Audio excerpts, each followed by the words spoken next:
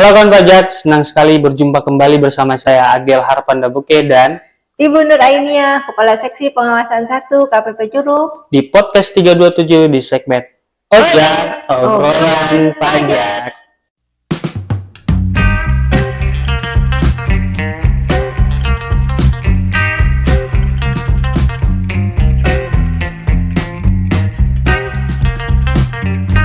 Oke Bu, pada sore hari ini kita akan membahas apa nih Bu?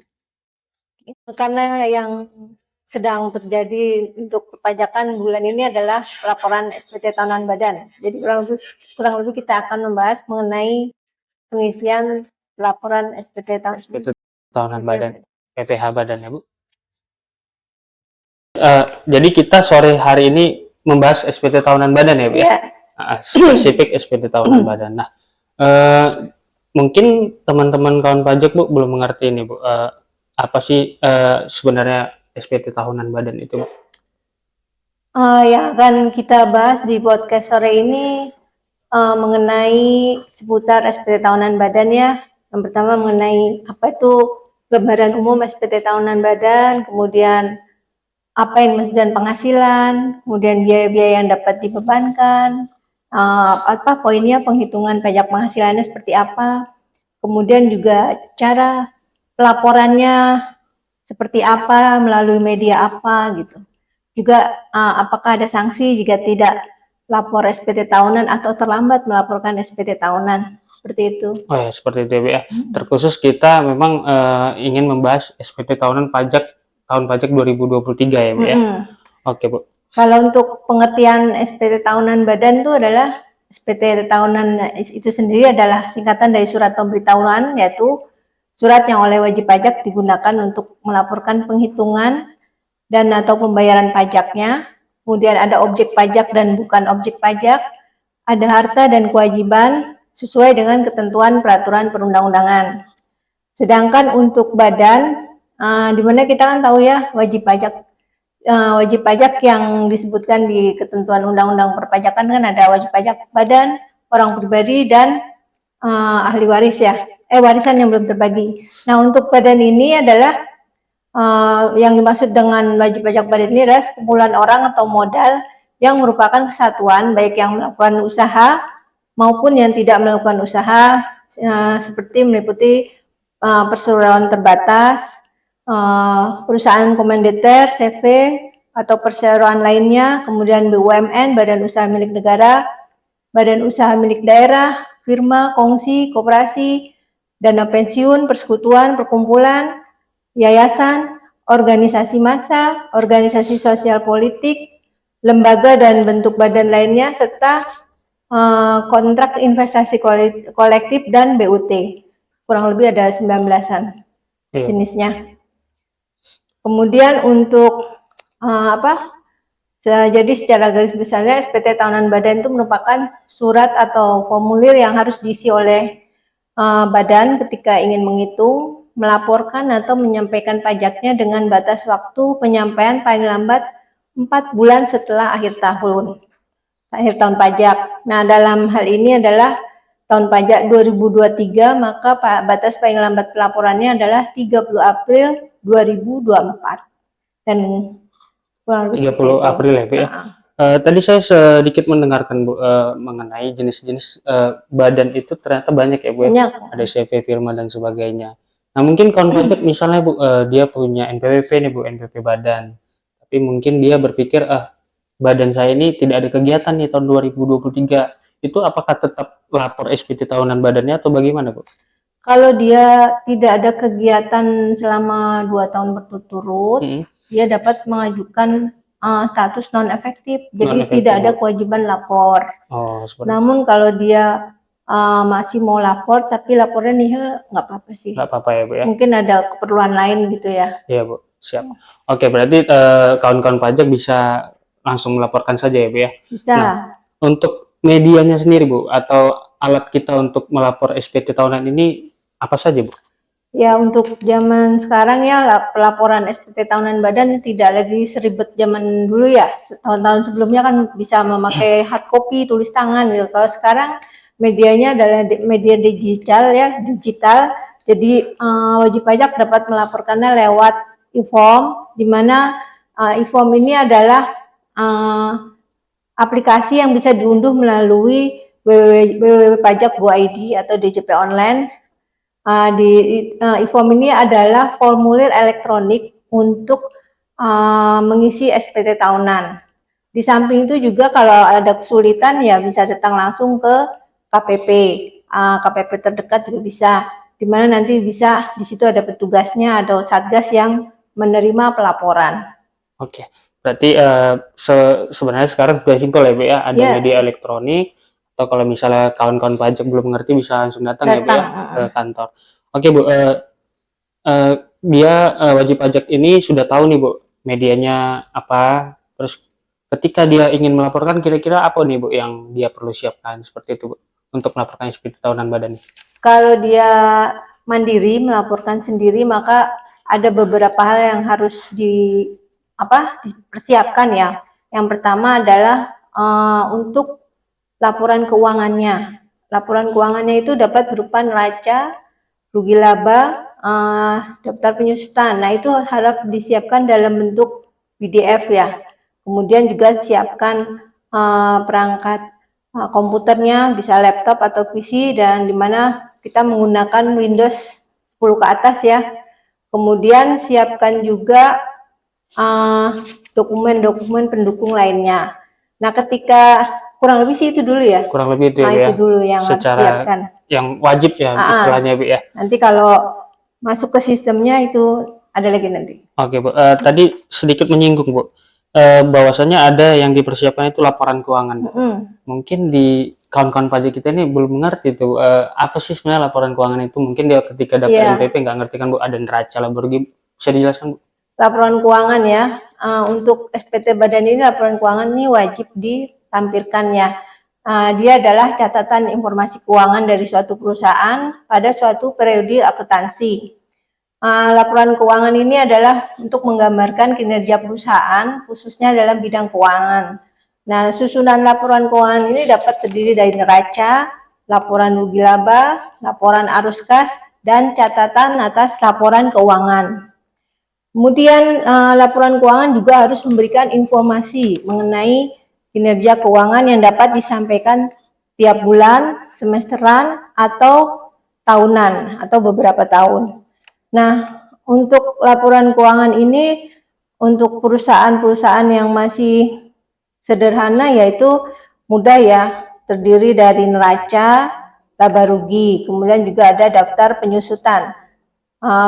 Kalau misalnya wajib pajak belum ada kemampuan untuk menyusun laporan keuangan ya bisa belajar sendiri, googling, atau juga bisa minta pengarahan dari KPP terdekat. Bisa melalui AR atau melalui helpdesk ya Mas ya. Helpdesk ya Bu ya. Oke Bu.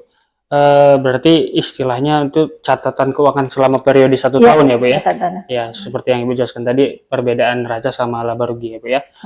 Untuk seperti itu Bu, apabila wajib pajak sudah menyiapkan nih Bu, sudah tahu ininya, terus mereka datang ke kantor, kira-kira cara pengisian SPT tahunan badan sendiri itu bagaimana Bu?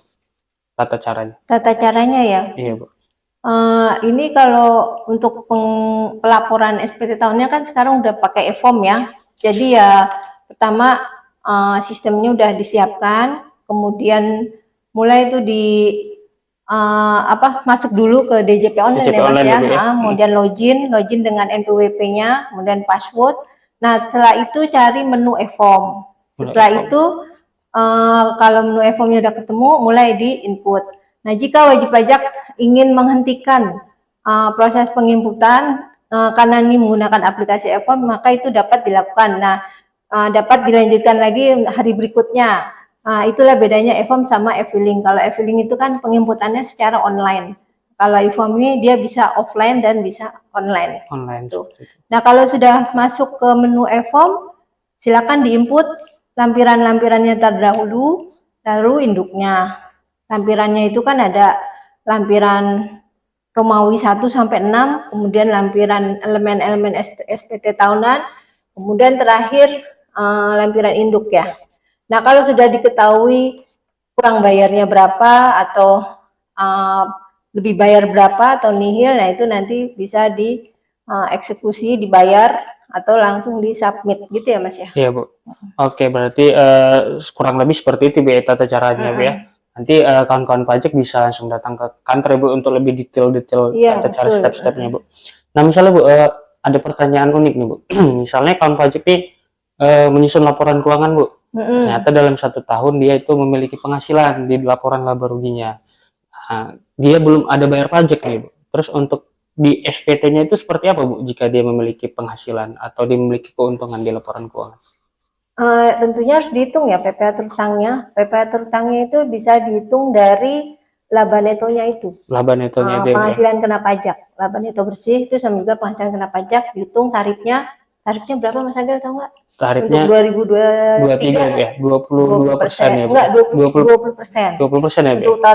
Untuk tahun pajak 20 sama 21 itu kan 22 ya. Oh ya, turun ya Bu ya untuk tahun Sekarang pajak. turun jadi 20%. Iya. Nah, terus ada lagi, kalau menggunakan e-form ini, SPT tahunannya perlu ditandatangani apa tidak? Oh iya Bu. Nah, kalau untuk e-form ini tidak perlu ditandatangani. Jadi ketika menginput, submit udah otomatis itu lapor ya. Ya, secara elektronik ya Bu ya. Sebenarnya untuk pelaporan SPT badan ini macam-macam ya. Karena wajib pajak badan tuh macam-macam, ada yang melakukan pembayaran PPh UMKM. Iya Bu. Namun dia bentuknya badan, jadi dia otomatis harus membuat pembukuan laporan keuangan. Nah, itu lapornya seperti apa. Kemudian ada juga yang badan hukum, dia melakukan pembayaran PPh pasal 25. Oke, Bu, nah, angsuran itu ya, Bu, angsuran 25. Dan juga ada juga yang PKP dan tidak PKP. Nah, itu otomatis nanti akan mempengaruhi pencatatan pembukuan perhitungannya. Oke. Setelah itu ya Bu ya, bagaimana Bu kalau misalnya ternyata wajib pajak kita ini ngisi di rumah nih Bu, ternyata dia setelah isi-isi penghasilannya dan sebagainya, statusnya itu lebih bayar Bu, itu dia bagaimana harusnya Bu kalau misalnya seandainya lebih bayar Bu? Oke, kalau statusnya setelah dihitung ternyata lebih bayar, ya otomatis nanti akan terrekod di sistem lebih bayar, kecuali WP melakukan kesalahan input. Nah, kalau WP melakukan kesalahan input, ya dia otomatis harus melakukan pembetulan. Nanti pembetulan bisa jadi nihil, bisa jadi kurang bayar. Tapi kalau memang dia tidak mau melakukan pembetulan, ya nanti proses lebih bayarnya akan ditindaklanjuti oleh KPP. Bisa dalam bentuk restitusi atau bentuk pengembalian pendahuluan ya Bu ya. Oke, seperti itu. Jadi sebenarnya kalau misalnya salah isi nggak usah takut ya Bu ya, bisa ada pembetulan ya Bu ya. Ada. Iya. Oke Bu, setelah itu kita apa saja sih Bu yang harus diperhatikan nih Bu dalam pengisian SPT tahunan badan itu Bu secara detail-detailnya Bu? Yang harus diperhatikan tuh yang pertama anunya ya, perangkat kerasnya ya, komputernya ya. Komputer ya Bu ya, medianya tadi ya. Medianya harus sudah siap ada internetnya juga, kemudian Windowsnya juga di atas 10 ya. Karena pakai HP nggak bisa ya Bu ya, harus laptop atau PC ya Bu? Iya, laptop atau PC. Kemudian yang kedua itu laporan keuangannya harus sudah disiapkan dalam bentuk PDF ya Mas ya. Nah, karena nanti kan ada proses upload. Ya. Kemudian juga penginputan yang harus diinput pertama adalah lampiran. Lampiran ya Bu. Kemudian induknya. Nah, itu juga jangan sampai salah input. Oke Bu. Setelah itu dihitung pajaknya berapa, apakah kurang bayar, lebih bayar, atau nihil. Nah, kalau misalnya kurang bayar, itu harus dibayar dulu. Bu, ya. Nah, kalau sudah dibayar, baru bisa submit SPT tahunannya. Gitu. Kalau nanti ke depannya nih, Mas Agel, ya, Bu, bahwa untuk membayar pajak kurang bayarnya pasal 29, jadi ada di, misalnya Kortex sudah berlangsung ya, di situ ada menu deposit pajak. Ada di menu wajib pajak itu Bu ya? Jadi nanti WP bisa naruh uang ya di deposit pajak, itu ada akunnya, ada nama akunnya 411 berapa Ibu lupa ya. Nah itu nanti selama dia punya deposit pajak, dia bisa langsung gunakan itu ketika SPT-nya kurang bayar ya Bu? Iya, jadi nggak mesti ke bank dulu atau iya Bu, top up dulu atau ya. Yang penting depositnya ada ya Bu ya. Oke Bu. Terus gimana nih kalau SPT tahunan badannya statusnya lebih bayar. Iya, Bu. Nah, itu kalau dia lapornya lewat sistem, kan dapat dilakukan di mana saja ya, lewat e-form, terus misalnya ada di Sapri di mana aja. Terus kalau misalnya dia mau melaporkannya secara fisik, hard copy, itu harus dikirim kemana itu SPT-nya? Nah, itu harus dikirim ke KPP tempat dia terdaftar. Kalau dia statusnya lebih bayar. Jadi dia nggak bisa ngirim atau naruh ke SPT terdekat. Misal di kantor terdekat dia nggak bisa ya, Bu, ya, taruh fisiknya. Harus dikirim langsung ke KPP tempat dia terdaftar. Oke, seperti itu. Karena tadi kalau misalnya dia itu fisik ya, Bu, kalau misalnya online kan bisa di mana aja ya, Bu, ya. Oke, Bu. Nah, Bu, tadi kan kita sudah mengerti tuh, Bu, medianya apa, terus apa yang harus disiapkan, terus yang perlu diperhatikan apa. Nah, ketika SPT ini tadi kan ada batasnya, Bu, ya. Ada batas bahwasanya akhir April ya, Bu. Kalau seandainya dia lapornya telat itu bagaimana, Bu? Kalau lapornya telat tapi dia melakukan perpanjangan pelaporan SPT tahunannya sampai 30 Juni itu nggak masalah. Dia tidak akan didenda. Tapi kalau dia lapornya telat tanpa ada perpanjangan SPT tahunan, tentunya nanti ada sanksi ya. Sanksinya tuh bisa sanksi administrasi atau sanksi pidana. Kalau sanksi administrasi sudah tahu semua ya, dendanya 1 juta, pasal 7. Sedangkan sanksi pidana itu ya ada 2 jenis ya, kalau dia sengaja sama dia khilaf atau alpa ya. Iya, Bu. Kalau sengaja itu kaitannya dengan pasal 39 dan itu bisa dilakukan tindak pidana bukti permulaan ya. Sedangkan kalau pidananya karena alpa atau khilaf, nah itu bisa juga ada kurungan 3 bulan sampai 1 tahun tuh. Dan sanksinya bisa 1 sampai 2 kali dari pajak terutang. Wah, ternyata lumayan ya, Bu, ya, sanksinya ya, Bu, ya. Jadi buat kawan-kawan pajak untuk mengisi SPT tahunnya dengan benar ya, Bu, ya, dengan benar, baik dan sesuai dengan keadaan sebenarnya, Bu, ya. Lengkap dan melampiran keterangan yang benar. Iya, Bu. Oke. Mungkin kita sudah di penghujung pembahasan nih, Bu. Mungkin ada kesimpulan, Bu, atau apa mengenai SPT tahunan badan ini khususnya tahun pajak 2023, Bu? Ya, berhubung ini hari terakhir pelaporan SPT tahunan badan ya, 30 April 2024, maka kami dari KPP Curug mengimbau wajib pajak di wilayah kerja Rejang Lebong, Kepangyang, Lebong untuk segera melaporkan SPT tahunan badannya tepat waktu.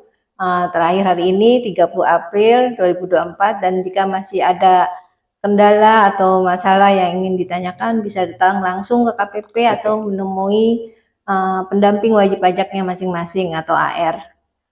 Dan kami berharap wajib pajak KPP Curug dapat memberikan kontribusinya yang nyata untuk pembangunan negara kita.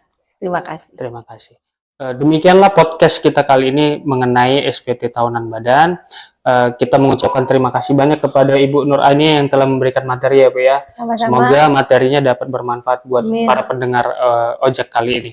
Untuk para pemirsa atau kawan-kawan pajak sekalian, apabila banyak pertanyaan atau masih ada yang tidak mengerti, bisa langsung tanya ke media sosial kita di @pajakcurug, ada di Instagram, TikTok, Facebook, dan sebagainya. Atau bisa juga datang ke kantor pelayanan pajak Pratama Curug ya, Bu, ya. Sampai jumpa di ojek selanjutnya. Sampai jumpa.